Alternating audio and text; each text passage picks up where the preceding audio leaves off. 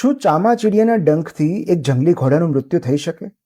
બન્યું એવું કે એકવાર એક જંગલી ઘોડાને એક ચામાચીડિયાએ ડંખ માર્યો.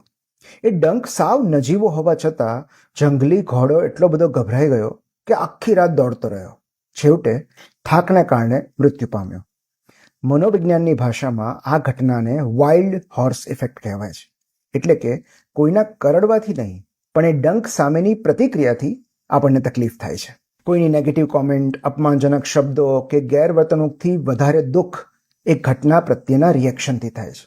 આપણી આસપાસ આવા અનેક ચામાચીડિયા હોય છે જેમના ડંખ આપણે ટાળી નથી શકતા, પણ એ ડંખ પ્રત્યેનું રિએક્શન આપણા કાબૂમાં હોય છે. પજવણી કરનાર પરિબળ કરતાં એના તરફની પ્રતિક્રિયા આપણને વધુ હાનિ પહોંચાડે છે. એ ડંખને આપણે જેટલું વધારે મહત્ત્વ આપીએ છીએ એટલા દુઃખી થઈએ છીએ.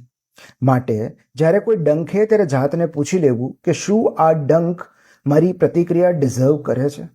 કારણ કે કેટલાક ડંખ અવગણનાથી મટી જાય છે. એના માટે આખી રાત દોડવાની જરૂર નથી હોતી.